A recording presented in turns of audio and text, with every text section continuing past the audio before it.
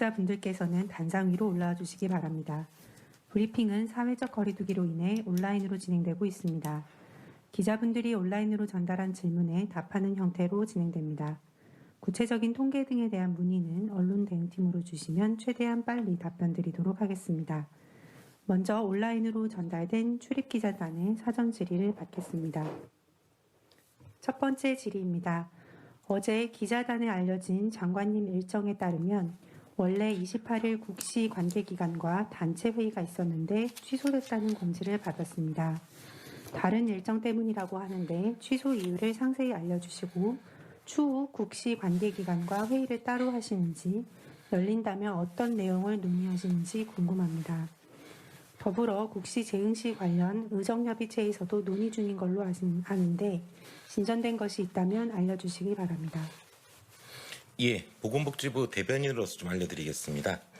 28일 예정되었던 간담회는 우선 동일 시간에 사회관계 장관회의가 개최되겠다에 따라 연기되었습니다. 그리고 두 번째로 이 의료계 간담회라고 하는 예정된 행사는 국립대 사립대병원협회 대표들과 의학회 등과 함께 코로나 중환자 병상 확보나 필수 인력에 대한 인력 좀 확보 방안들을 서로 논의하는 그런 의견 수렴을 위한 자리였고, 이러한 방역 대응을 포함한 여러 현안을 논의하기 위한 자리로서 국시만을 별도로 논의하는 자리가 아니었습니다. 이 부분들이 좀 착오가 있어서 제가 잘못 나갔고 긴급하게 수정하고 그랬지만 여러 좀 착오를 일으키게 했던 것에 대해서는 양해를 부탁드립니다. 현재 의료계 간담회는 다양한 방식으로 여러 부분들과 여러 차례 개최될 예정입니다.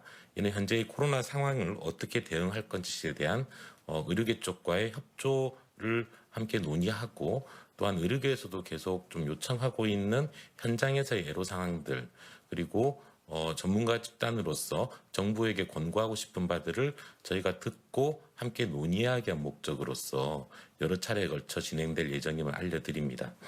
또한 오늘 오후에도 보건의료발전협의체를 개최할 예정이고, 앞으로도 계속 그룹별로 만나가면서 의료 현장의 애로사항과 방역 대응을 위해서 의료계와 정부가 함께 협심할 수 있는 부분들을 찾아서 논의하게 될 것입니다. 의정협의체는 9월 4일 합의 의제를 다루는 부분들이고, 의정합의체에서는 국시 문제를 논의하지 않습니다. 그 부분들은 의제가 아님을 다시 한번 좀 알려드립니다. 이상입니다. 다음으로 확진자 추세에 관련해서 두 가지 질문 같이 드리겠습니다. 신규 확진자 수가 갑작스럽게 늘어났는데 검사량이 늘어나서인지 확산세가 커진다고 보면 되는 건지 이유를 설명 부탁드립니다. 두 번째로 집단 감염이 반영되긴 했지만 코로나19 신규 확진자가 1,200명을 넘었습니다. 일주일 평균 확진자도 1,000명을 넘었습니다.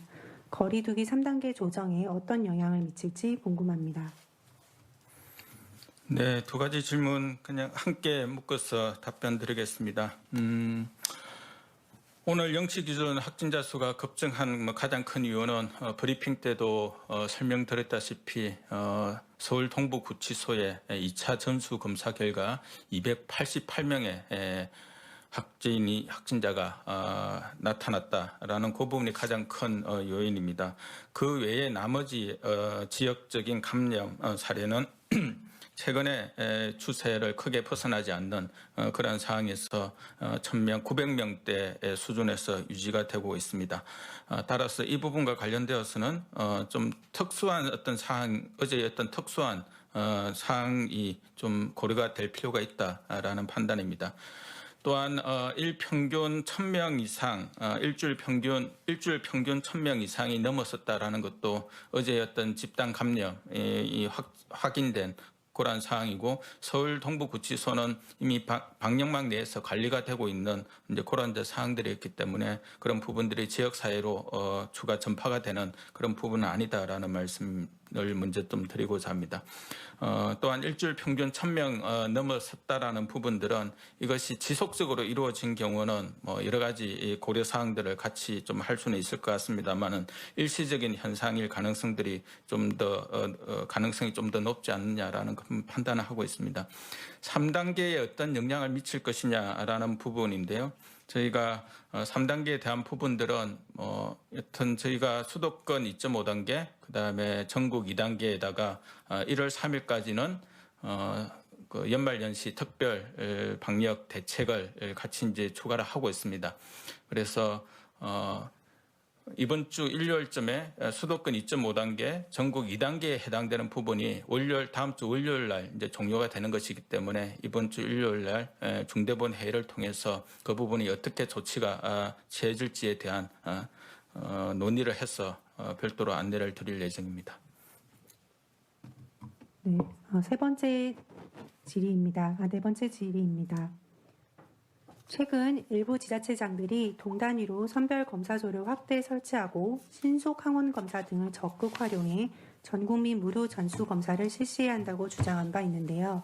중대본에서는 전국민 전수검사 도입이 필요하다고 보시는지, 또 실제 도입이 가능하다고 보시는지 여쭙습니다. 네, 이 부분은 조금 더 깊은 논의가 좀 필요한 사안이라고 봅니다. 신속 항원 검사의 어떤 한계 부분들도 분명히 있고, 또 PCR은 우리나라가 검사 후에 한 6시간 후에 바로 이제 검사 결과를 안내해 드리기 위해서는 검사가 밀리지 않아야 되는데요. 그렇게 하면 하루 처리 가능한 이제 검사 수가 현재로서는 한 13만 건 정도 되는 것으로 저희들이 파악을 하고 있습니다. 그래서 이보다 더 이제 많은 경우에는 물론 검사는 할 수 있습니다만 결과를 기다리기가 에게는 상당한 시간이 걸리고 그것으로 인해서 나타나는 여러 가지 또 부작용들도 있을 수 있었겠습니다. 애국에 같은 경우도 PCR 검사 결과를 기다리는데 일주일 이상 걸리는 그런 어떤 사례들도 보고가 되고 있어서 그러한 어떤 경우들은 좀 막을 필요가 있다라고 판단을 하고 있습니다. 따라서 모든 국민들에게 PCR 검사는 좀 하기가 어려운 그런 측면들이 있을 것 같고요. 따라서 정말로 검사의 우선순위를 설정을 해서 그 우선순위, 특히 수도권과 같이 어떤 지역사회 감염, 잠재적인 감염이 많다라고 하는 경우에는 추가적으로 이번에 임시 선별 검사소를 했던 것처럼 이러한 조치들이 단기간에 조치가 취해질 필요가 있지만 전국 모든 국민들에게 PCR 검사하는 부분들은 좀 한계가 있을 것이다라고 판단을 하고 있고요. 신속 항원 검사는 검체 채취의 부분에서는 PCR 검사와 같은 방법입니다. 물론 일부에서는 자가가 스스로 이제 검체 채취를 해서 확인을 하면 되지 않느냐라는 그러한 의견들도 있긴 하지만은 그 부분은 훨씬 더 정확성이 더 떨어지고 하기 때문에 가짜 음성이 나타날 이제 가능성들이 상당히 이제 많이 존재를 하게 됩니다. 이것으로 인해서 전반적인 어떤 검사 체계가 흔들리게 되는 그런 가능성들도 같이 이제 고려가 되면서 전반적으로 우리가 지역 사회에서 잠재되어 있는 감염자들을 어떻게 이제 찾아낼지에 대한 보다 좀 우선순위에 근거한 효과적인 검사 체계를 좀 더 확립할 필요가 있다라는 부분에 대해서는 저희들도 공감을 하고 있는 부분입니다. 이러한 것들을 전반적으로 좀 방대본과 논의를 해서 앞으로 이제 검사를 어떻게 수행을 할지에 대해서 한번 안내를 해드리도록 그렇게 하겠습니다. 네, 다음 질의입니다. 3월에 확보된 국립대병원 음압병상 확충 예산이 375억 집행이 부진하다는 보도가 있었는데 해당 내용 확인과 중대본 입장이 궁금합니다. 네, 이 예산은 국립대병원을 중심으로 해서 음압병상을 이제 확보하는 부분인데요. 사실 이제 3월달에 국립대병원은 이미 이제 중증 코로나19 환자들을 음압 중환자 격리 병상으로 를 통해서 치료를 이제 하고 있었던 그런 사항들입니다. 그 과정에서 국립대병원에서도 코로나19에 좀 더 대응을 하기 위해서는 병원의 어떤 전반적인 시설 구조 개선을 포함한 병상 코로나19 뿐만 아니라 감염병 전반에 좀 대응을 할 수 있는 음압 중환자 병상이 확보가 좀 필요하다라는 그런 이제 뜻을 내비쳤고 거기에 따라서 예산이 이제 확보되었습니다. 다만 국립대병원은 계속해서 코로나 환자를 보고 있었기 때문에 병상을 이제 갑작스럽게 개보수하고 그냥 단시간적으로 구조 개선을 하는 데는 좀 어려움이 있어서 어떠한 병동에 어떠한 방식으로 설계를 하는 것이 좋겠다라는 부분에 대해서 한 2~3개월 정도의 좀 논의들이 좀 필요로 했습니다. 그 논의가 끝난 다음에 이제 예산을 이제 교부를 이제 했습니다만은 아시다시피 8월 달에 코로나 수도권뿐만 아니라 전국적으로도 코로나 환자들이 발생을 하고 또 최근에도 계속 코로나 환자들이 발생을 하고 있어서 국립대병원의 중환자 음압 병상에 대한 코로나19 중환자들이 계속해서 지금 입원해 있는 그런 상황입니다. 이 병원을 이 예산을 집행하려고 하면 병원에 있는 시설을 개보수를 이제 해야 되는데 그렇게 하려고 하면 기존에 있는 코로나19 환자들을 돌보지 못하는 그런 상황들이 이제 발생을 계속해서 이제 하고 있었습니다. 그래서 이것이 불가피하게 예산은 교부가 되었습니다만은 그것이 이제 집행되는데 조금 지연이 되고 있다라는 점, 현실에서의 어떤 그런 어려움들이 있었다라는 점을 좀 말씀을 드립니다. 다음은 요양원, 요양병원 관련 질의입니다. 요양원, 요양병원발 발생이 지속되고 있는데 혹시 병상 부족 외에 행정력 부족으로 병상 배치가 늦어지는 경우도 있는지 궁금합니다. 네, 특히 뭐 수도권의 요양병원, 요양시설은 수도권 공동 대응반에서 지금 대응을 하고 있고 거기에는 서울, 경기, 인천의 공무원들이 같이 오고 그다음에 공보의 등 의료 인력들이 같이 투입이 되고 국립중앙의료원의 의료진들이 같이 해서 전반적인 병상, 전문가적 판단에 따른 중증도 분류와 병상 배정에 대한 행정적인 조치 이런 것들이 이제 같이 이루어지고 있습니다. 다만 이제 최근에 이제 수도권의 환자 수가 떨어지지 않고 계속 지속적으로 유지가 되고 있어서 현재까지 행정력과 관련되는 조치들이 좀 더 원활하게 취할 수 있도록 서울, 경기, 인천에서 추가 인력들을 이제 투입을 하였고요. 따라서 행정력의 어떤 따라가지 못해서 뭐 그런 부분들은 가능성은 조금 낮을 것이라고 봅니다.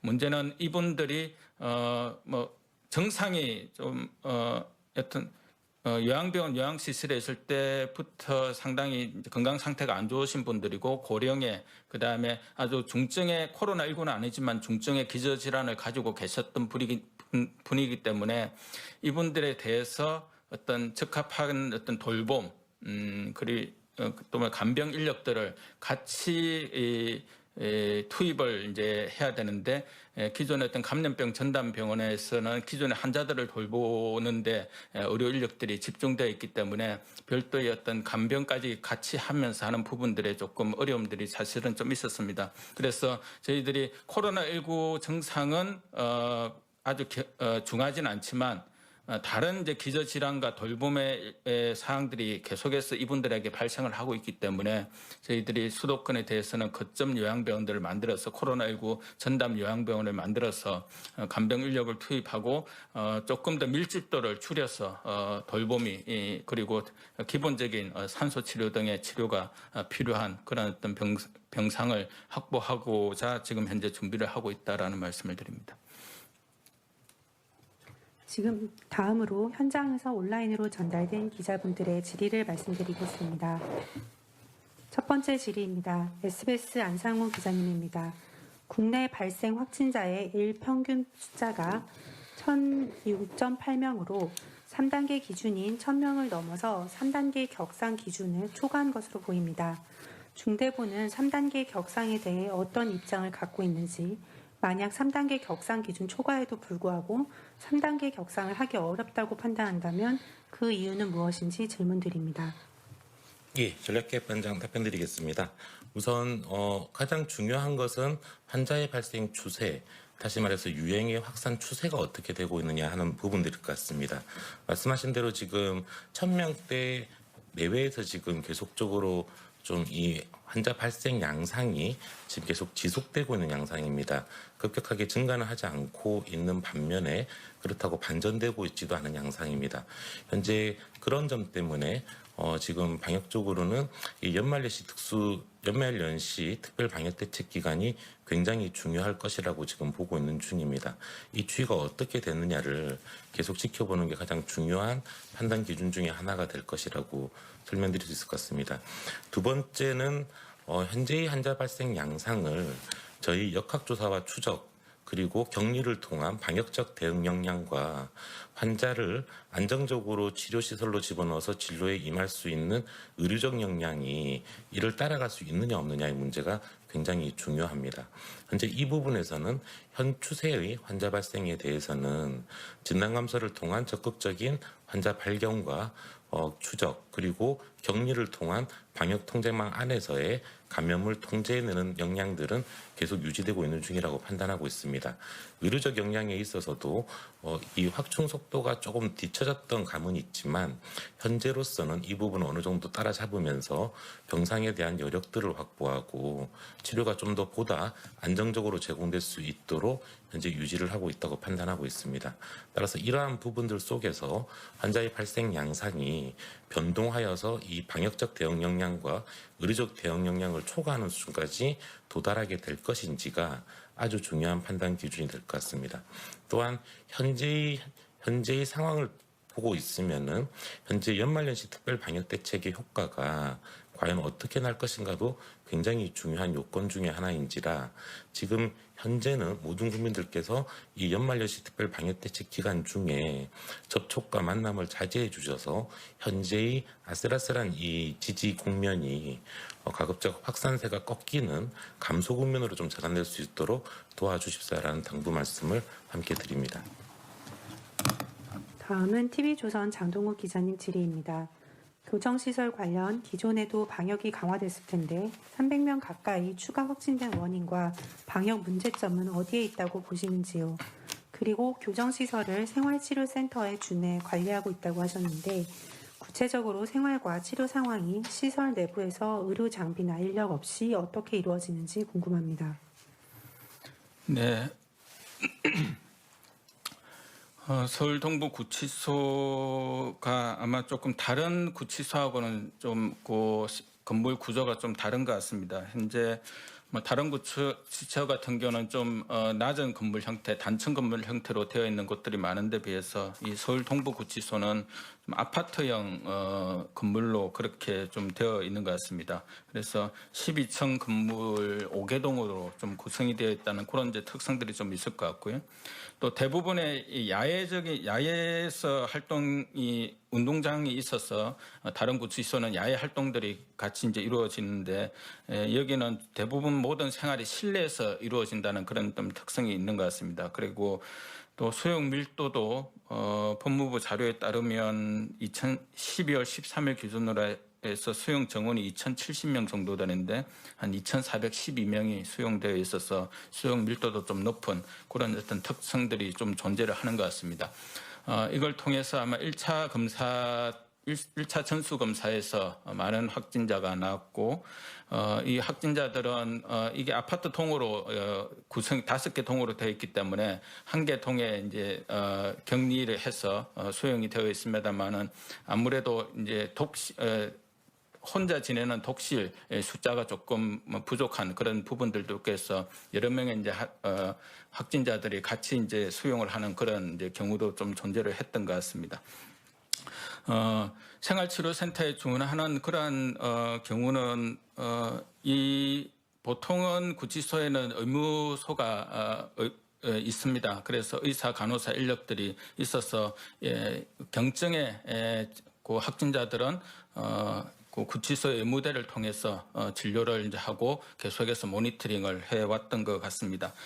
다만 이제 2차 전수 검사에서 다시 확진자가 또 많이 이제 발생을 해서 1차 때는 별개의 동에 생활치료센터 형태로 관리를 했었는데 2차 전수검사에서도 많은 이제 확진자가 나와서 현재는 법무부와 중수원이 같이 상의를 해서 이 확진자들을 외부로 이제 좀 옮기는 그러한 이제 방안에 대해서 지금 현재 논의를 하고 있고 오늘 중으로 그 부분이 결정이 되어서 조치가 이루어질 것으로 저희들이 예상을 하고 있습니다. 다음은 채널A 이현수 기자님 질의입니다. 앞선 답변에서 일부 답변이 되어서 보충하실 부분만 부탁드리겠습니다. 모두 말씀에서 지금까지 급작스러운 증가세를 억제하며 1000명대로 억누르고 있는 것은 긍정적입니다라고 하셨는데 지금 이 방역 대응으로 억눌러져서 1000명대라는 말씀이신지 설명 부탁드립니다. 네, 저희가 뭐 여러 가지 이제 거리두기 조치, 수도권 2.5단계, 전국 2단계 조치에 추가해서 지역 사회의 어떤 잠재적인 감염자를 최대한 찾아내기 위해서 검사량을 대폭 확대, 대표적으로 임시 선별 검사소를 수도권에 투입을 해서 실제 일반적인 선별 진료소보다 더 많은 것이 임시 선별 검사소를 통해서 지금 현재 검사가 이루어지고 있습니다. 그래서 저희들이 이러한 것들을 총 고려를 해볼 때 확진자 수가 급증을 하지 않고 예전에 이제 질병청에서 방대본에서 발표를 했을 때는 감염 재생산 지수가 1.2 수준에서 계속해서 유지가 되고 있다라고 했지만 저희가 거리두기 단계 그리고 적극적인 검사를 통해서 확진자 수가 더 많이 증가할 것으로 예상을 했지만 지금 현재는 1,000명 이내의 수준에서 계속해서 억제되고 있다는 것이 바로 뭐 그러한 어떤 조치의 어떤 효과다라고 그렇게 보고 있습니다. 그런 측면에서 긍정적이다라는 것을 말씀을 드린 거고요.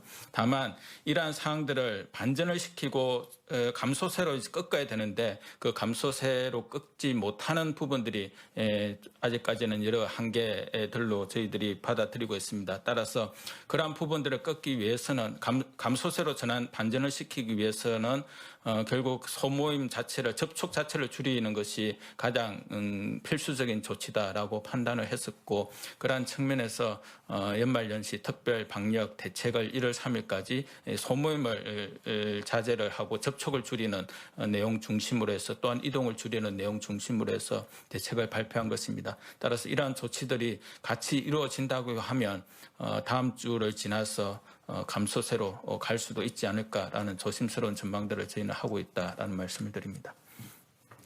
다음으로 교정시설 관련한 두 가지 질의 같이 드리겠습니다. 뉴시스 임재희 기자님입니다. 교정시설 관련해서 이미 지역사회 감염이 시작된 점을 고려하면 신입 수용자뿐만 아니라 기존 수용자에 대해서도 전수 검사가 필요한지 등에 대해 어떻게 보시는지 궁금합니다. 네, 이 부분은 지금 법무부 차원에서 전수검사를 구치소 단위별로 지금 하는 걸로 그렇게 알고 있고요. 그다음에 이제 말씀드렸던 것은 기존 뭐 전수검사 1차로 하고 나서 그다음에 새로 신규로 이제 재소자들이 계속해서 신규로 들어오기 때문에 그 신규 재소자들에 의해서 안으로 감염이 이제 확산되는 것을 막기 위해서 신규 재소자들에 대해서는 검사를 하고 그다음에 격리 조치를 한 다음에 격리 기간이 해제가 될 때 다시 한번 PCR 검사를 해서 안전한 부분들을 확인한 다음에 일반 재소자들하고 기존 있는 재소자들하고 같이 생활하게끔 한다라는 그런 취지로 이해를 하시면 되겠습니다.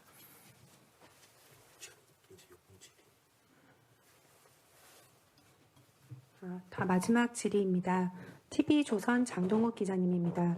구치소 내 확진자들을 외부로 옮긴다는 것은 외부 민간병원으로 전원을 한다는 것인지 생활치료센터를 이용한다는 것인지 아니면 별개의 구치소 확진자 전용 시설을 확보해 수용한다는 것인지 어떤 방향으로 논의 중인지 궁금합니다. 네, 지금 법무부와 두 가지 방향에서 같이 논의를 하고 있습니다. 별개의 어떤 새로 신규로 만들어지는 구치소에 넣는 방안 그리고 생활치료센터로 생활치료센터는 지자체 지정 생활치료센터가 아니라 중수본에서 지정해서 지금 현재 비어있는 생활치료센터들이 있습니다. 그래서 그쪽으로 입소를 시키는 방안 그게 두 가지 방향에서 지금 현재 실무적으로 지금 논의를 하고 있고 가장 빨리 조치가 취해질 수 있는 부분들 그리고 이 재소자 분들이시기 때문에 관리가 또 중요한 부분입니다. 그래서 관리가 효과적으로 이루어질 수 있는 부분들 이런 것을 고려해서 조만간에 이제 결정을 해서 조치가 취해질 것이다라고 말씀드리겠습니다.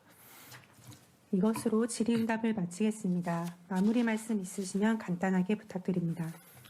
네, 오늘은 성탄절입니다. 지금까지 종교 교계에서 적극적으로 협력해 주시고 또 적극적으로 또 동참해 주셔서 많은 이제 교회에서 했던 감염 부분들이 이제 줄어들고 있습니다. 그런 부분에 대해서는 진심으로 감사드립니다.